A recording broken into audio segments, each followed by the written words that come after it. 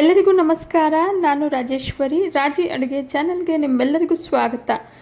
ಇವತ್ತಿನ ವಿಡಿಯೋಲಿ ತುಂಬಾ ಸುಲಭವಾಗಿ ಬರೀ 10 ನಿಮಿಷದಲ್ಲಿ ತುಂಬಾ ರುಚಿಯಾದ ಬೇಳೆ ಸಾಂಬಾರು ಹೇಗೆ ಮಾಡೋದು ಅಂತ ನೋಡೋಣ.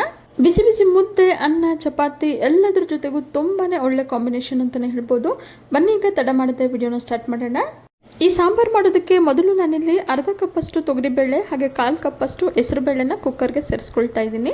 ಈಗ ಈ 2 ಬೇಳೆನ 4 ರಿಂದ 5 ಸಲ ಚೆನ್ನಾಗಿ ತೊಳ್ಕೊಳ್ಳೋಣ. ಹೆಸರುಬೇಳೆ ಸೇರಿಸ್ದೇನೆ ಬರೀ ತೊಗರಿಬೇಳೆಲೂ ಈ ಸಾಂಬಾರನ್ನು ಮಾಡ್ಕೋಬಹುದು. ದಪ್ಪ ಗಾತ್ರದ 1 ಈರುಳ್ಳಿ ಹಾಗೆ 2 ಫಾರಂ ಟೊಮೊಟೊನ ಕಟ್ ಮಾಡಿ ಸೇರಿಸ್ಕೊಂಡಿದ್ದೀನಿ. ನಂತರ 1 ಗಡ್ಡೆ ಬೆಳ್ಳುಳ್ಳಿ, 3 ಹಸಿಮೆಣಸಿನ್ಕಾಯಿನ ಕಟ್ ಮಾಡಿ ಸೇರಿಸ್ಕೊಂಡಿದ್ದೀನಿ.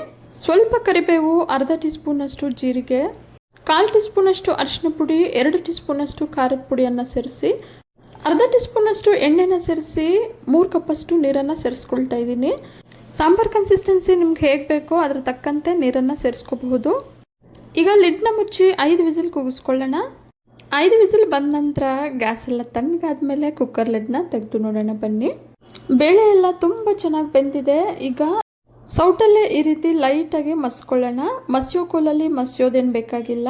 ನಾವೀಗಾಗಲೇ 5 ವಿಸಿಲ್ ಕೂಗಿಸ್ಕೊಂಡಿರೋದ್ರಿಂದ ಬೇಳೆ ಎಲ್ಲ ತುಂಬ ಚೆನ್ನಾಗಿ ಬೆಂದಿದೆ. ಈಗ ಇದಕ್ಕೆ 1 ಟೇಬಲ್ ಸ್ಪೂನ್ ಅಷ್ಟು ಹುಣಸೆ ರಸ ಹಾಗೆ ರುಚಿಗೆ ತಕ್ಕಷ್ಟು ಉಪ್ಪನ್ನು ಸೇರಿಸಿ ಚೆನ್ನಾಗಿ ಮಿಕ್ಸ್ ಮಾಡಿ ಮೀಡಿಯಂ ಫ್ಲೇಮಲ್ಲೇ 1 ಕುದಿ ಬರೋವರೆಗೂ ಕುದಿಸ್ಕೊಂಡ್ರೆ ಸಾಕು. ನಾನಿವತ್ತು ಸಾಂಬಾರನ್ನು ಗಟ್ಟಿಯಾಗಿ ಮಾಡ್ತಾ ಇದ್ದೀನಿ. ನೀವು ಬೇಕಿದ್ರೆ ಸ್ವಲ್ಪ ನೀರನ್ನು ಸೇರಿಸ್ಕೊಂಡು ನಿಮ್ಗೆ ಹೇಗೆ ಬೇಕೋ ಆ ರೀತಿ ಕನ್ಸಿಸ್ಟೆನ್ಸಿ ಅಡ್ಜಸ್ಟ್ ಮಾಡ್ಕೋಬಹುದು. ಸಾಂಬಾರು 1 ಕುದಿ ಬರ್ತಿದ್ದಾಗೇ ಪಕ್ಕದಲ್ಲಿ ಒಗ್ಗರಣೆ ಮಾಡ್ಕೊಳ್ಳೋಣ. ಒಗ್ಗರಣೆಗೆ ನಾನಿಲ್ಲಿ 1 ಟೇಬಲ್ ಸ್ಪೂನ್ ಅಷ್ಟು ಎಣ್ಣೆನ ಸೇರಿಸ್ಕೊಂಡಿದ್ದೀನಿ. ಎಣ್ಣೆ ಬಿಸಿಯಾದ ನಂತರ 1/4 ಟೀ ಸ್ಪೂನ್ ಸಾಸಿವೆ, 1/4 ಟೀ ಸ್ಪೂನ್ ಜೀರಿಗೆ, 2 ಒಣಮೆಣಸಿನ್ಕಾಯಿ, 6 ಹೆಸರು ಬೆಳ್ಳುಳ್ಳಿನ ಜಜ್ಜಿ ಸೇರಿಸ್ಕೊಂಡಿದ್ದೀನಿ. ನಂತರ ಸ್ವಲ್ಪ ಹಿಂಗು, ಸ್ವಲ್ಪ ಕರಿಬೇವನ್ನು ಸೇರಿಸಿ ಈ ಒಗ್ಗರಣೆನ ಸಾಂಬಾರಿಗೆ ಸೇರಿಸ್ಕೊಳ್ತಿದ್ದೀನಿ.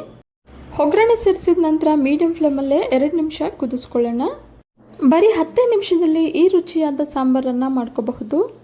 ಒಗ್ಗರಣೆ ಸೇರಿಸಿ 2 ನಿಮಿಷ ಕುದಿಸಿದ ನಂತರ ಗ್ಯಾಸ್ ಫ್ಲೇಮನ್ನು ಆಫ್ ಮಾಡಿ ಸಣ್ಣಕ್ಕೆ ಹೆಚ್ಚಿರೋ 1 ಟೇಬಲ್ ಸ್ಪೂನ್ ಅಷ್ಟು ಕೊತ್ತಂಬರಿಯನ್ನು ಸೇರಿಸಿ ಚೆನ್ನಾಗಿ ಮಿಕ್ಸ್ ಮಾಡ್ಕೊಳ್ಳೋಣ.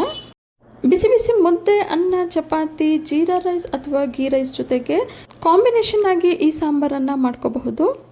ಕಡಿಮೆ ಸಮಯದಲ್ಲಿ ತುಂಬಾ ರುಚಿಯಾಗಿ ಮಾಡಿರುವಂಥ ಈ ಬೇಳೆ ಸಾಂಬಾರು ನಿಮಗೆಲ್ಲ ಇಷ್ಟ ಆಗಿದೆ ಅಂದ್ಕೊಂಡಿದ್ದೀನಿ. ಇಷ್ಟ ಆಗಿದ್ದರೆ ಈಗಲೇ ಒಂದು ಲೈಕ್ ಮಾಡಿ ಹಾಗೆ ನಿಮ್ಮ ಫ್ಯಾಮಿಲಿ ಫ್ರೆಂಡ್ಸ್ ಜೊತೆ ಶೇರ್ ಮಾಡಿ. ಸಬ್ಸ್ಕ್ರೈಬ್ ಮಾಡದೆ ಯಾರೆಲ್ಲ ವಿಡಿಯೋನ ನೋಡ್ತಿದ್ದೀರಾ ದಯವಿಟ್ಟು ಸಬ್ಸ್ಕ್ರೈಬ್ ಮಾಡ್ಕೊಳ್ಳಿ. ಮತ್ತಷ್ಟು ಸುಲಭ ಹಾಗೂ ರುಚಿಯಾದ ರೆಸಿಪಿಯೊಂದಿಗೆ ಮುಂದಿನ ವಿಡಿಯೋದಲ್ಲಿ ಸಿಗೋಣ. ಧನ್ಯವಾದಗಳು.